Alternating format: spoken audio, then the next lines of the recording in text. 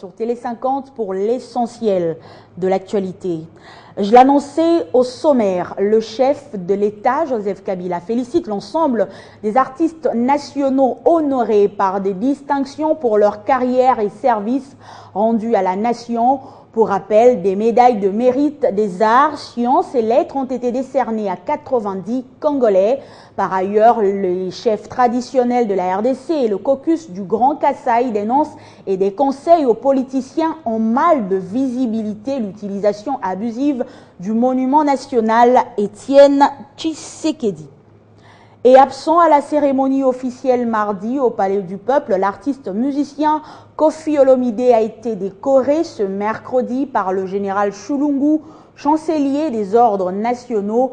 Le patron de Quartier Latin a reçu les médailles d'or, d'argent et de bronze pour sa carrière musicale et l'honneur pour la République.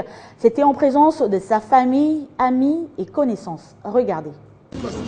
Quand la nation a de la reconnaissance vis-à-vis de ses fils qui ont quand même servi, c'est bien, c'est rassurant. Donc j'épingle ce jour comme un jour heureux. L'année ne pouvait pas mieux se terminer pour nous, les fils qui œuvrons, qui nous battons pour notre pays, la RDC. J'étais en déplacement, tout le monde le sait, donc je suis arrivé le jour même. Et c'est à l'aéroport que j'apprendrai qu'il y avait cette cérémonie. Et le temps d'arriver chez moi, ça passait déjà à la télévision. Donc, mais je savais que nous avons une autorité organisée. Mais quand on est médaillé d'or, c'est qu'on a quand même du mérite. Il m'a appelé hier pour me dire, il y a presque 10 ans, tu étais là. Je souhaiterais que tu sois là encore aujourd'hui. Donc j'ai quitté mes fonctions, mais je n'ai pas quitté le cœur de Koffi. Et comme tout le monde le sait, c'est lui qui m'a mis sur orbite, en dehors de l'ordonnance du président, de la proposition de Roubaix-Roissy Koffi Olomide, et je suis devenu Kissalomé Banda. Je lui souhaite vraiment bon vent, parce que, comme hier, je pense, le président de la République vous l'a prouvé, après les Kabila culturels qui a acheté des dictionnaires à toute la République, c'est les Kabila culturels encore hier que nous avons retrouvés, c'est-à-dire qui a reconnu, vous avez vu, des gens qui ont reçu même 2 médailles. Cela veut dire que moi, c'est avec beaucoup d'émotion parce que j'aime la culture. Non seulement il a beaucoup de talent, mais il est aussi souvent reconnaissant avec ses amis. Bon, il m'a demandé personnellement d'être là et je suis venu avec plaisir. Ça a été un grand plaisir. J'ai retrouvé madame Didi Stone tout à l'heure. Voilà, je suis avec ma fille adorée, Alexandra. Voilà, c'était un hommage et surtout de l'encouragement pour lui parce que c'est une bonne reconnaissance pour lui.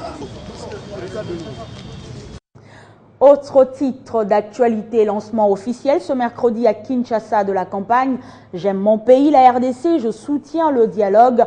Membres de la majorité présidentielle, de l'opposition et de la société civile ainsi que des personnalités indépendantes ont pris d'assaut la grande salle de Congo Loisirs pour appuyer cette initiative patriotique qu'ils jugent salutaire pour le pays afin de consolider la paix à l'approche des élections. C'est dans cette ambiance qu'a été lancée officiellement au niveau national la campagne patriotique à Kinshasa. J'aime la RDC, je soutiens le dialogue. Pour l'initiateur de cette campagne, ce mouvement est un appel pathétique à tous les Congolais qui aiment la République démocratique du Congo à soutenir l'organisation du dialogue national. Des vrais patriotes se sont réunis et ont lancé leur campagne patriotique aujourd'hui. Une campagne ouverte à toute la population. Nous voulons la paix. Nous voulons des élections apaisées. Et nous nous sommes engagés à pouvoir soutenir la paix. Nous savons qu'il y a beaucoup de choses qui doivent être refaites et nous nous engageons à pouvoir aller dialoguer. Dans ce dialogue, nous pourrons résoudre beaucoup de problèmes qui pourront faire en sorte que le futur du peuple congolais soit assuré. Au-delà de tout, cette cérémonie était aussi une occasion pour toutes les couches sociales d'apposer leur signature sur la charte des... C'est un grand événement. Vous voyez tous les Congolais de toutes tendances politiques confondues, de toutes catégories confondues de la société civile sont venus répondre présents à cette grande manifestation, à ce grand lancement officiel de la campagne patriotique pour le dialogue. Je pense que entre deux chemins, celui qui conduit vers le dialogue et donc l'attente entre Congolais, et celui qui conduit au chaos, il est clair que même au ciel, entre la terre et le ciel, on ne peut choisir que le chemin qui conduit au ciel. À travers cette action, le comité stratégique de la campagne patriotique veut inciter toutes les forces vives de la nation à adhérer au processus de la paix et de l'unité nationale. Et toujours en rapport avec le dialogue national, dans la province du Kwilu, la sensibilisation se poursuit. Après la marche de soutien au dialogue organisée récemment à Bandundu-Ville, les cadres urbains du Parti du Peuple pour la Reconstruction et la Démocratie sont appelés à sensibiliser les territoires pour transformer les ennemis du dialogue en amis. Appel lancé au cours d'une réunion organisée ce mercredi au siège du PPRD Bandundu.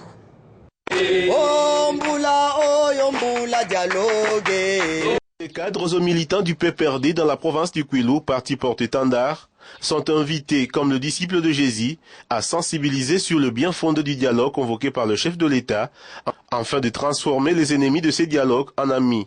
C'est la justification de cette réunion que vient de présider le commissaire spécial adjoint du Kwilu, honorable Bulukungu, au siège du PPRD Bandundu, réunion qui a réuni les cadres urbains du parti. En attendant l'arrivée du secrétaire général du PPRD Henri Mova dans le Kwilu, la question de la redynamisation de ces partis et dans cette province a été également évoquée au cours de cette réunion. Et pour Bandundu-Ville, le pari a été déjà gagné à travers la marche de soutien au dialogue organisée récemment, mais il faudrait attaquer les territoires de la province, a martelé les camarades Nicolas Bulukungu, membre du bureau politique du PPRD. À la fin de cette réunion, il explique. Nous sommes venus nous retrouver avec les camarades du parti, d'abord pour faire l'état de lieu de notre parti politique. Et vous le savez que maintenant c'est le moment du dialogue. Nous sommes les partis porte-étendard de la République. Et à ce titre, nous sommes obligés de sensibiliser notre population pour que les gens puissent adhérer à la volonté, à cette initiative du chef de l'État qui est le dialogue inclusif et que tout le monde puisse s'exprimer de ce côté-là. Notez qu'il en a fait autant dans les territoires du Bagata où il a été en tournée et envisage une activité du genre dans l'échelle provinciale. Revenons à Kinshasa, un mouvement vient de voir le jour. Il s'agit du Front républicain composé de plusieurs classes sociales de la RDC. Ce mouvement citoyen vise à mener des actions pour sauver le pays de tout ce qui menace la paix, la sécurité et le développement. En revanche, ils disent oui aux élections apaisées et au dialogue national convoqué par le chef de l'État, Joseph Kabila. Salper Boka au CEPAS dans la municipalité de la Gombe. Ils sont de dizaines à marquer leur présence à cette cérémonie. Eux, ce sont les cadres et membres du mouvement social Front républicain, qui n'est pas à confondre avec un parti politique. La structure est plutôt, s'ils en sont responsables, un mouvement citoyen. Leur objectif, soutenir la vision du chef de l'État Joseph Kabila, celle-là même de militer pour la paix et l'unité nationale en République démocratique du Congo. On doit sauver ce qui a sauvé. Le pays, c'est pour nous quelque chose de très cher qui nous reste. Et au sujet de l'appartenance politique du Front républicain, le porte-parole de ces mouvements reste formel. Cette formation est apolitique. C'est un mouvement spontané. Les gens qui ont vu que la responsabilité qui était donnée soit aux gens qui sont dans la classe politique, ils commencent à fouler tout aux pieds. Alors les intellectuels, les gens qui sont responsables, qui voient que le pays va à la dérive, alors ils se sont réunis et ils ont lancé ce mouvement. C'est un mouvement citoyen vraiment spontané. En vue d'éclairer davantage l'opinion sur leur structure, ces membres ont fait savoir qu'une conférence de presse interviendra dans le tout prochain jour. La signature de la charte, elle, se fera au siège de cette plateforme apolitique. Autre chose à présent, la décision prise par le gouvernement sur l'identification des abonnés cellulaires produit déjà ses effets. Si les abonnés en ordre peuvent continuer à émettre des appels vers leur correspondant, cela n'est pas le cas pour les autres. Pour cause, la date du 28 décembre accordée à chaque abonné pour s'identifier auprès de son opérateur téléphonique est largement dépassée. Ce qui fait qu'à ce jour, certains abonnés voient leur numéro bloqué. C'est à la suite de la décision gouvernementale que de nombreux utilisateurs de téléphones portables de la RDC ont subi une suspension du service depuis 3 jours. Question de faire respecter l'obligation de s'identifier auprès des fournisseurs de téléphonie cellulaire. À l'origine, cette obligation a été adoptée il y a 3 ans.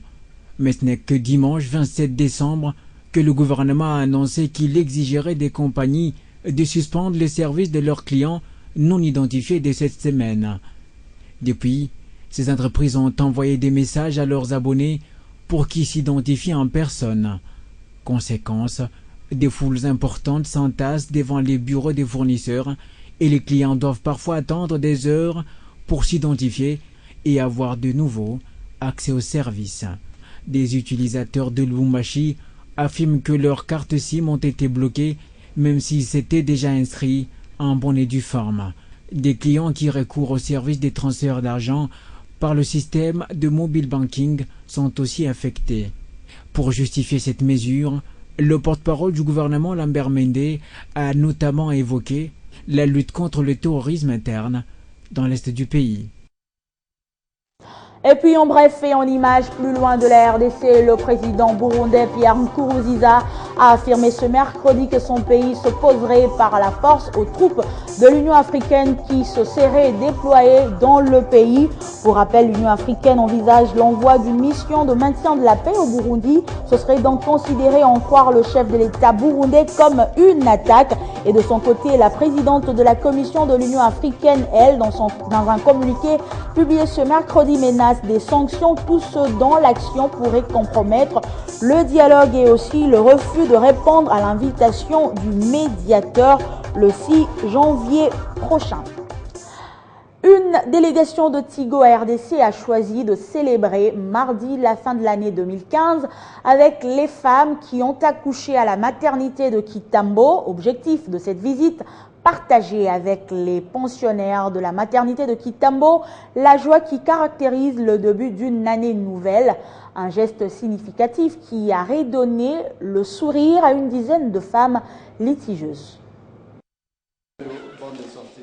Honorer la facture de maternité, remettre des kits aux nouveau-nés et permettre aux mères de fêter le nouvel an en famille a été le but ultime de la descente de Tigo à la maternité de Kintambo. Mais pourquoi avoir choisi cette maternité ? Par rapport aux actions sociales que nous menons, bien souvent, elles sont très éloignées. Donc la cible, cette fois-ci, qu'on s'est donnée, était la proximité. Donc, étant donné que la maternité de Kitambo n'est pas très loin de notre siège social, on s'est dit pourquoi pas aider ceux qui sont proches de nous. Pour le personnel soignant, ce geste salvateur tombe à point nommé. Pour faire ce geste, ce que Tigo a fait, pour nous, c'est une grande joie. Parce que les femmes, souvent, quand ils viennent ici, ils ont des problèmes de paiement. Reconnaissance et gratitude sont les émotions que l'on peut lire sur les visages de celles qui ont été retenues dans cet établissement pour insolvabilité. Tigo abimi korbo nangai. Lo samu nanga mikolo ezalaki kaka korbo moko abimelanga. Po esika na suka kinzamba bandi na yelelo. Na komba ba mama nyonso. Par cet acte, Tigo RDC entend restaurer la dignité de la femme en tant qu'actrice indéniable de la société congolaise. Notant par ailleurs que l'année passée à la même période, Tigo avait posé le même geste pour les mères retenues à l'hôpital général de référence ex-Mamaïm. On passe au sport. Les léopards locaux de la RDC ont signé 2 victoires ce mercredi pour le compte des matchs amicaux préparatifs au CHAN Rwanda 2016. La première équipe a pulvérisé l'AS Dragon Bilima sur le score de 6-0 grâce notamment à un doublé de l'attaquant de l'ASV Club Koulé Mbombo. Et en seconde explication, les hommes de Florent Ibenge ont eu du mal pour venir à bout de Shark 11 battu 2-1. Là aussi, il a fallu un doublé de Jonathan Bolingui du tout-puissant Mazembe. Suivez. Les 11 de départ sous l'aire de jeu du stade de Martyrs de la Pentecôte. En dehors du terrain, ce sont bien le réserviste et les groupes qui venaient d'atomiser l'AS Dragon Bilima lors du premier match amical.